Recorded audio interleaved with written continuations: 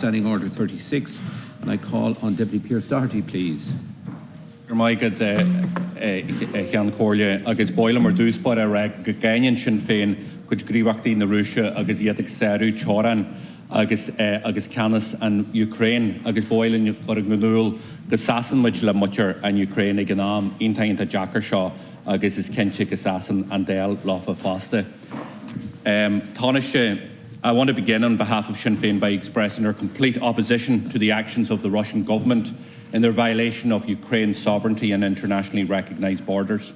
And I'm sure that all of us here in this Dáil are united in our condemnation of the latest actions of Russia overnight in initiating a military invasion of Ukraine. And I extend our solidarity to the Ukrainian people at this time. This morning, we've all witnessed distressing scenes of families fleeing their homes and very early reports of casualties. A humanitarian now needs to follow. And I would first ask you, Tánaiste, what work is underway at this early stage by the Department of Foreign Affairs and by the government in its capacity as a member of the UN Security Council to coordinate a humanitarian aid to affected people and indeed the affected areas. Significant and severe economic sanctions must follow now this latest action, and such breaches of international law cannot pass without response. Sanctions need to be targeted not only at Russian government, but also directed at the assets of those connected to Putin's state apparatus, many of whom live or hold significant assets in European capitals. We expect that the Irish government will do what it can in this regard, and we would ask you, Tánaiste, for an update in relation to the tranche of sanctions that are under consideration and those that would be supported by the Irish government. Of course, Tánaiste, we also have our own responsibilities in this regard. We know that Russia and Putin's inner circle possess large amounts of offshore wealth. The IFSC is a major source of finance to the Russian economy, with 118 billion euros funnelled from the IFSC to Russia between 2005 and 2017, second only in Europe to Luxembourg. And often this has been through Section 110 structures, an issue which has been raised repeatedly by my colleague, Deputy Mairead Farrell. For example, VEB, which is a Russian state investment company whose supervisory board has been controlled by members of Putin's government, raised $9.3 billion between 2010 and 2013 through a Section 110 vehicle here. So I'm asking you, will the government end the use of these Section 110 companies, many of whom have charitable status, that are being used to channel funds that could be connected with Russia's state apparatus and to Putin's inner circle? Tánaiste, I know that the Taoiseach is in Brussels, and can maybe you give assurances that this is one of the issues that will be under consideration and discussion later today? It is inevitable that recent developments will result in further spikes in the cost of energy, and we've already seen the price of crude oil and gas spike in the past number of days. And of course, this comes at the worst of times when people are already under severe financial pressure due to the rising cost of living. So again, Tánaiste, I implore you to bring forward further targeted measures to support Irish workers and families who will bear the brunt of these costs. But returning to the events that unfortunately are unfolding in Eastern Europe, and given our status, given our position, given our military neutrality, given the fact that we have a seat at the UN Security Council, Ireland is uniquely placed in Europe and at the UN to put a case for the intensification of efforts to find a peaceful way forward. So can I ask you, Tánaiste, to outline on this very difficult day, what are the next steps in the state's diplomatic response to this crisis? Thank you, Deputy. Tánaiste, please.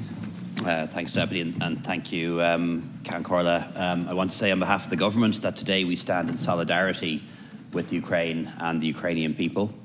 Ireland is militarily neutral, but in this conflict, Ireland is not neutral at all. Our support for Ukraine is unwavering and unconditional. And at this moment, in a European nation not too far from here, families are leaving their homes, children are being bundled into cars, and martial law has been introduced in face of an unwarranted and unjustified attack. This is an act of aggression. It is unprecedented in the 21st century and gives us grim echoes of a much darker past. As President von der Leyen said this morning, President Putin is responsible for bringing war back to Europe. Ireland has much in common with the Ukraine, and many people of Ukrainian origin have made their home in Ireland, and they and their families are in our thoughts. The first wide-ranging package of EU sanctions will come into effect today. This includes an EU travel ban and an asset freeze for all 351 members of the Russian Parliament or Duma who voted in favour of this violation of international law. There'll be an asset freeze and a travel ban on senior decision makers, business figures, military officers and persons involved in leading a disinformation war against Ukraine. An asset freeze will also apply to 3 private banks and an entity responsible for disinformation. The package also targets the ability of the Russian state and government to access the EU's capital and financial markets and services, and this limits Russia's ability to finance further aggressive policies and actions. New measures will also target economic relations between the European Union and the 2 breakaway regions of Donetsk and Luhansk. Today, the European Council will meet to finalise further sanctions against Russia, to discuss how to protect the rules-based international order, how to hold Russia to account for its actions, and how the European Union can provide further support to Ukraine. And I want to be very clear that the Irish government will fully support any additional sanctions against Russia, including those of a financial nature in relation to banking and financial services, aviation and any other matters. As a committed European, in some ways I find it very hard to absorb what's been happening in the Ukraine today. The tide of history towards peace, multilateralism, democracy and international cooperation and European integration through the European Union has brought more than 70 years of peace to countries within its borders. In a globalised world, aggression and belligerent behaviour always lose in the long run, in my view. Ukraine is a sovereign nation, has the right to determine its own future, has been independent for 30 years. It can trace its history back more than 1,000 years, and we believe it has as much a right to exist as any of the successor nations of the Soviet Union, including Russia itself. Taoiseach, Deputy Doherty.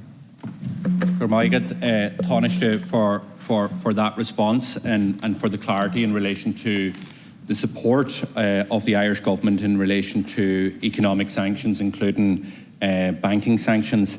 Can I ask you, Taoiseach, are the Irish government putting forward an argument for some of these sanctions this afternoon with their European counterparts? We are learning through media reports that there is disagreement, or at least there was disagreement in relation to potential sanctions. Some countries looking for carve-outs for diamonds, for luxury goods, for broad banking services, and others, railways, and so on. Has the Irish government got a position in relation to this, and particularly giving our neutrality and our unique position of having that seat at the UN Security Council?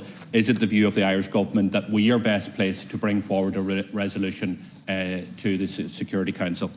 Thank you, Deputy. Taoiseach.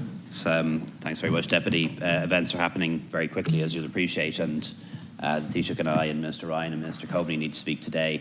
But I think it's fair to say that we're all united in our abhorrence of what's happening in Ukraine at the moment. And Ireland will not be putting any selfish or economic interests ahead of a response that's required.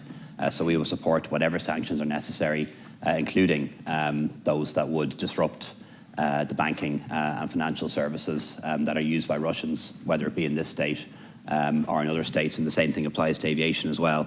And I do particularly want to welcome the support of your party on this matter.